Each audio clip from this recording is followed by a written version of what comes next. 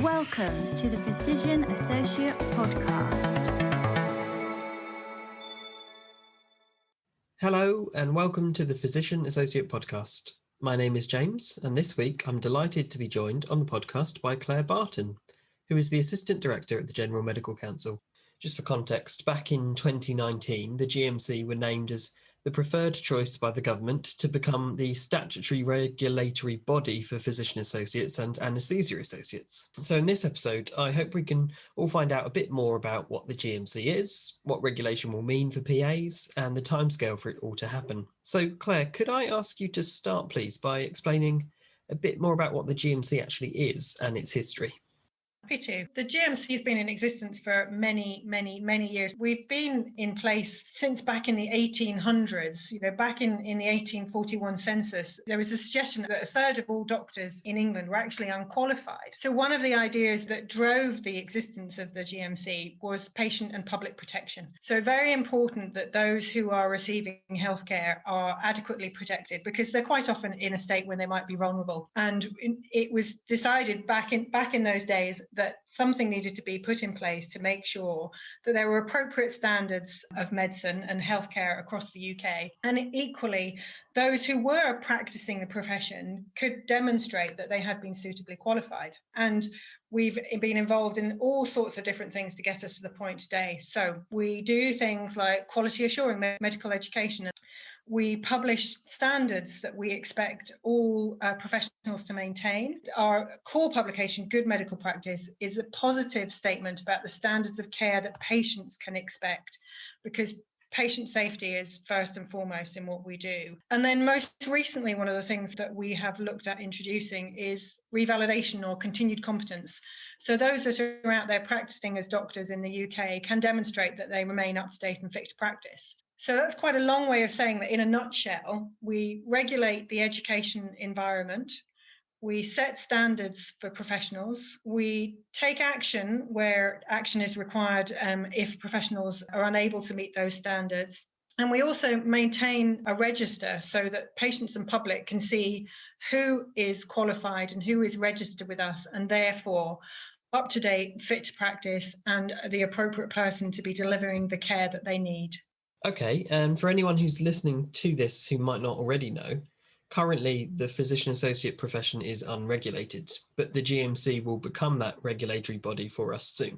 In the meantime, there is a form of voluntary registration managed by the Faculty of Physician Associates at the Royal College of Physicians. Yep. So at the moment, the Faculty of PAs have a voluntary register. And I know that many physician associates have already joined that register. And I would absolutely encourage them to do that, because when we come to bring our regulation into force, we're hoping to have a much streamlined process for anybody who's currently on the faculty voluntary register, bring them over into our mandatory register that will be in place from day one of regulation. Faculty have done a wonderful job thus far. So would encourage everybody to move onto the voluntary register now if they haven't done, and then come over to our register once regulation kicks in. And what does the phrase statutory regulation actually mean? So that means that anybody who is currently practicing as a doctor and in future would be practicing as a PA or an AA has met standards that we set. And in meeting those standards, they have been educated in an environment that we quality assure. And in having their name put on the register, they are also confirming that they are fit to practice at the point in time we put them on the register. It also means that we provide support and give standards and guidance to those professional groups about how best to conduct themselves when they are in their practice environments. It means that in the unlikely event that a patient finds that the service that they have received at the hands of a practitioner, be that a PA or a doctor, doesn't meet the standard that they should have come to expect in the UK, we can take action. And it also means that we're equally able to say to other regulators across the world that those doctors who have been registered with us are fit to practice and up to date. And if people are moving around the world, as quite often happens with medical profession, because it is such a portable qualification, they can demonstrate elsewhere that they have been regulated by us and that they are in good standing, which is another way of sort of indicating that their fitness to practice is where it should be. And once a profession like doctors or physician associates are statutory regulated, that then has implications over who can use the title of doctor or PA, doesn't it? Absolutely. So once regulation comes into force, you will have to be registered with the GMC to use the title of physician associate. There is a transition period for those who are currently registered on the voluntary register and currently working in the UK as a PA. So that doesn't mean that day one regulation, you have to stop work as a PA if you're working at the moment. You will have a 2-year transition period to get onto our register. But anybody who qualifies newly as a PA after regulation comes into force, or anybody who comes from overseas to work here, you will have to be registered with us in order to work in the UK as a PA. And equally, you will have to be registered with us from that point on to use the title PA. And if somebody were out there in the UK saying that they were a PA when they weren't, we have the power to take action and report that information elsewhere, mostly to the police, because it is an offence will be an offence to hold yourself out to be a PA if you are not registered with us. So it's a protection of the title and a protection of the profession. And one of the things that we're very keen to do is make sure that patients understand what the role is and what you do, because you do an incredibly important role. Understanding for doctors as well about the role, about how it fits in the multidisciplinary team. And that will hopefully ensure better team dynamics, better working, and ultimately patient safety and better delivery of healthcare to patients. That all makes sense to me. Thanks, Claire. Okay, so I guess my next question is, there are other healthcare regulatory bodies in existence out there. So can you explain why the GMC was deemed as the best organisation to regulate PAs? So back in 2019, which seems like an awfully long time ago now, the Department of Health and Social Care ran a consultation to see who should regulate physician associates. And the majority of respondents felt that the GMC were best placed. Physician associates work to a medical model, and obviously we already regulate doctors, so we have a full understanding of how the world of medicine works. PA's training, practice and supervision is very closely aligned to that of doctors, so it made sense that we would also regulate PA. And because you work together in that multidisciplinary team, we would then be able to look at the provision of healthcare in the round. We would be able to improve PA's professional credibility and then, more importantly, public confidence in the role. And I think that is growing organically as the role continues to emerge. It's really important that we're able to explain that role to patients and that there is confidence in that role. Doctors, I think, are still the top 5 most trusted professions in the UK, and we'd like to see PAs in that same role as a trusted professional. That would be really good to see the profession develop like that. If I'm correct, this is the first time that the GMC have regulated another profession apart from doctors, right? I suppose that is quite a big cultural change. It is. I mean, my recollection is actually in the dim and distant past, we did used to regulate dentists, but that was a long time ago. And we've been a single professional regulator for a significant period of time. And so it is genuinely exciting for the GMC to move to now be regulating 3 different professional registrant groups: doctors, physician associates and anaesthesia associates. Okay, so once the GMC was named as the preferred choice, I guess you guys have been working in the background on this, right? What have you been doing so far, and what has to happen for regulation to become a reality? So there are certain givens, as we see them, that we need to have in place. So, for example, we need to have a register. We need to have some way of showing to the public and to other professionals that we have PAs on our books, as it were. So we will want to have some form of searchable register. So having a register, we need to have a way for people to get onto that register. So we've been doing quite a lot of work with the faculty of PAs and with PAs themselves, thinking about how people will get onto the register, who we've already got out there in the UK working, and the easiest way for them to get onto that register. So I've mentioned already, we're looking at hopefully a very streamlined transfer of information for those that are currently on the FPA managed voluntary register, so to bring them onto our register. But when we come to the registration process, for example, a PA will need to demonstrate to us that they have a qualification. We will look to have some form of statement around your fitness to practice. There will be a questionnaire that you will need to fill in. And if you're currently in practice, we're likely to want to get some form of statement from your employer. In looking at registration, we also know that we need to have not only a way to get on the register, but also a way to get off, because there will be some people who day 2, day 3, day 4 of regulation will be going on maternity leave, or will be going to work overseas, or will be deciding that actually they want to have a bit of a career break. So we need a way for people to get on and a way for people to get off. Another element we've been looking at is the education environment. So we will be in future quality assuring the education process for PAs. So there are some 36 PA school courses running across the UK. So we've had to reach out to the higher education institutions that are delivering PA courses, get a bit of an understanding for what they currently do, understand how many students they have, introduce them to our quality assurance processes and what they're going to look like. So we've already undertaken a questionnaire with the higher education institutions to understand the delivery of their courses, where they are, so we can start to work out how we will embed our quality assurance processes with them. We've also then started to think about what our standards might look like. So when you are practicing as a PA, there will be certain standards that you will be working to. There will be certain standards that we will be assuring that you are practicing in accordance with. So what we've done there is we've had a look at our own guidance. We have our core guidance, which is good medical practice, but we have many, many, many other elements of guidance. So we've had to have a look at that to sort of think about what's going to be applicable. Do we create separate guidance? Can we use the guidance we already have? Are there elements that we might need to create as new, for example? So in addition to looking at what we've got, we've also used some really, really helpful focus groups. We have a community of interest that we've encouraged people to sign up to, and we've tested questions through that community of interest. We've talked to employers, we've talked to educators, we've talked to existing PAs.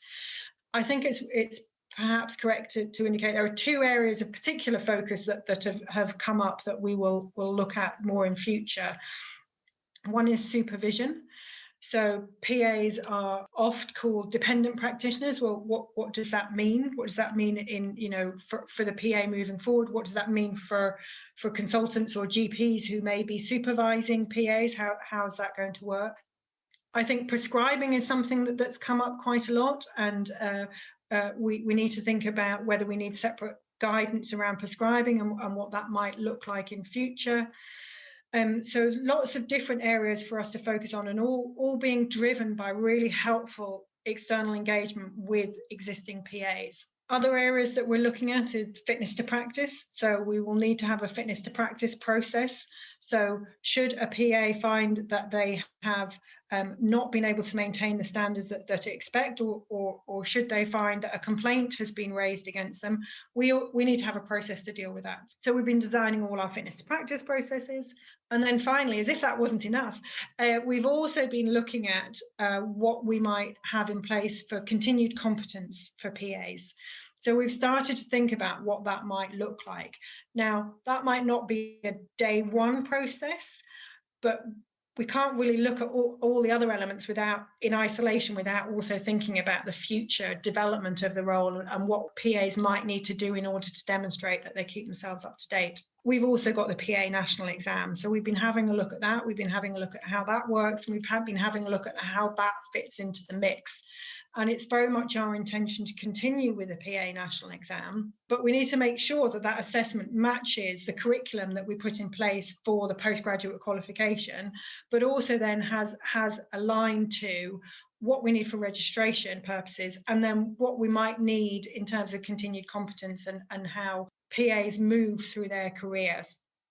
So an awful lot of work that's been going on so that we are ready for day 1 regulation. And then there will still be work to come once regulation is actually switched on and we get going. So there's still plenty to be done, and plenty of opportunities for PAs to get involved, either through focus groups or by signing up for our community of interest. That's brilliant. And I hope people listening to this might be interested in signing up to help with that work to ensure regulation works well for all of us. Okay, so my next question was around, can you explain the benefits of regulation to PAs who might be listening to this? It's around the professionalism of the role, and it's around highlighting the work that is done, making sure that patients understand where you fit in the multidisciplinary team. It's about, hopefully in future, the expansion of the career, looking at sort of career development. And I know this is something that is already being looked at by some of the education bodies across the UK, HEE in particular, but sort of having that regulatory process I think is a springboard for the profession to develop. It also will hopefully bring with it some benefits along the lines of prescribing, for example, because we know that prescribing is not normally given to any profession that isn't regulated. So regulation has to come first, and then prescribing will come after. It's going to take a while for that process to be worked through. It's quite likely that regulation will come in before prescribing rights are given. Prescribing isn't something that is within the gift of the GMC to give, but we are working very closely with the Department of Health and Social Care, who have set up a working group to look at the process of giving PAs the rights to prescribe. There's a big team of people working on it. The faculty of PAs is also represented, and various other individuals, to look at the case for prescribing for PAs and what type of prescribing rights PAs will have. There are many different types. I didn't know any of this before I started looking at it, but there are many different types of prescribing rights. So we're working very closely with the department. The department are very keen to maximise the capability of the PA role to enable them to work to their full potential. And as part of that, they very much support the principle of extending prescribing rights to the role and are working with stakeholders, ourselves amongst others, to develop an initial case for need. And it's my understanding that this case for need will look at prescribing and also ionising radiation, which is something that has been raised with me in the times that I've been out talking to PAs. Excellent. And I guess those two things in particular, ordering x-rays and prescribing authority, will be major developments for existing PAs in terms of progressing our careers. On that theme, in terms of further career development for PAs, I know the GMC sets the standards for post-qualification training for doctors. Are there any thoughts on what that might look like for PAs in the future? So this is something that's actually already being looked at by education and training bodies in the UK. HEE, for example, are already looking at a career framework for all MAPs, so all 4 MAP professional groups. And it's something that GMC is involved in. We're not necessarily fully directing travel in that arena, but we are having some internal debates about how much we step into the space of post-qualification training and development for PAs.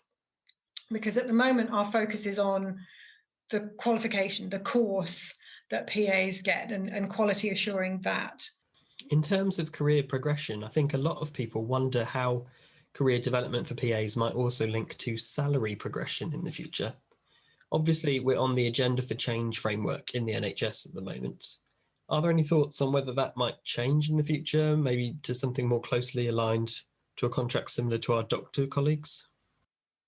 So that isn't something that the GMC would get involved in. We don't have anything to do with contract negotiation or where it may sit. And it's not something that actually I've come across yet when I've been out and about talking to people about PAs day one. Okay, that's fair enough. It's good to ask and get clarity on what the GMC will do and actually what it won't mean as well. I've probably been getting ahead of myself a bit there. Let's bring it back to regulation itself, which is coming soon. Is there anything that the PAs and their departments and colleagues should be doing now to prepare for regulation to make it a smooth process? Yep, so I definitely recommend to join the PA voluntary register if you haven't done so already. In terms of employers, we do have NHS employers on our external advisory group for helping bring PAs and AAs into regulation, but it would definitely be worth making sure that employers know that regulation is coming. We will probably look to get some form of statement from an employer to indicate that a PA is working there and a PA is in good standing, so it may well be worth PAs letting their employers know that this will be coming in due course. And then, of course, once regulation is in force, we'll need to have some messaging in place, which we'll be working on and we can share with people so that employers understand when somebody should be on the register and when they shouldn't, because we have this 2-year transition period. What we don't want is employers to think, I'm employing a PA. They're not on the register. What does this mean? I must make them stop work. It won't mean they have to stop work initially. There are 2 years for that transitionary group, for those currently working as PAs, letting employers know that in future they should be checking the GMC register before they employ any new PAs, to make sure that they are only employing those who are fully registered and regulated by us. Thank you. That makes sense. And until GMC regulation is brought in, it's really important that employers are checking that their physician associates are on the managed voluntary register with a faculty of PAs in the meantime. Right, so most important question, can you tell us what the projected timescale is for regulation coming into effect? The legislation that's needed to bring PAs into regulation is obviously something that sits currently with the Department for Health and Social Care. So they launched their consultation on regulating professionals protecting the public. Consultation covers not only the introduction of PAs into regulation, but it also covers a broader review of healthcare regulation in general. So the process for bringing PAs into regulation has many stages that need to take place, and they're all sequential. So they all have to follow one after the other. So the really good news is that this launch from the Department of Health and Social Care last week is the first step in that process. That's fantastic. So commitment is there, things are moving forward, first consultation has gone out. There then needs to be a second consultation run by the Department of Health and Social Care, which will take place towards the end of this year. Will be a consultation focusing solely on the GMC and what the GMC might need to have in terms of its legislation. Once that consultation has concluded, the GMC then needs to do its own consultation to look at rules that will sit underneath that legislation. It all sounds quite complicated. It is a big and difficult and complicated process. But what does this actually mean in terms of day one? When's that going to happen? We anticipate the earliest projected start date will be now, as soon as we can possibly make it, in the second half of 2022. So that might seem like a long way away, but there's still an awful lot of work to be done. It gives us great opportunity to spend this time making sure patients and public understand the valuable contribution that PAs make to the workforce and why they need to be regulated. Equally, making doctors understand the role of PAs gives us more scope perhaps to do more things than we had originally planned for day one, and gets us into the best position so that as soon as we are ready to switch regulation on in that second half of 2022, we're ready to go and make it as smooth a process as we possibly can for PAs in the UK. Claire, thanks so much for giving up your time to talk to us today about GMC regulation for physician associates. I really appreciate it, and I'm excited that regulation will be here soon. Is there anything else that you wanted to say at the moment? I think just to say, James, I have been very privileged in being able to speak to many PAs throughout the last year or so that I've been working on this programme. And I recognise how challenging it's been throughout the pandemic and how much a valuable resource PAs have been. I just wanted to make sure that I hope everyone is doing well. We have some great resources on our website around wellbeing and support for healthcare professionals as they continue through these challenging times. So please do make sure that you have a look at those resources. They're currently aimed at doctors, but there's no reason why you can't have a look at them. And obviously just make sure that you're all looking after yourselves. That's perfect. Thanks, Claire. Thanks for coming on the podcast. I really appreciate it. One final quick question from me, please. If people who've heard this are interested in finding out more about getting involved in the regulation process, where can they go? How can they get in contact? Sure, there are two things that we can do. One, do sign up for our community of interest. And I think, James, the best thing is if I send you the link and you can use your technical expertise to put the link somewhere alongside the podcast so people can just click on that link. It's very, very simple and away you go. We do also have an email account. Again, I can give you that email address. So if people have got any specific questions that are personal to them that they want to pose to us, they can email us at any point in time, and we'll reply as soon as we can. Thanks, Claire, and I'll leave the details that you've spoken about in the show notes below so people can find them there. And thanks to you for listening as well. I hope you found it really interesting to find out a bit more about GMC regulation, what it will mean and some of the things that it won't mean as well, and how you can get involved in helping. If you have any questions for me and the Physician Associate Podcast, we're on social media at PA Podcast UK. Thanks for listening, and I hope you join me again for the next episode. Thanks for listening to the Physician Associate Podcast.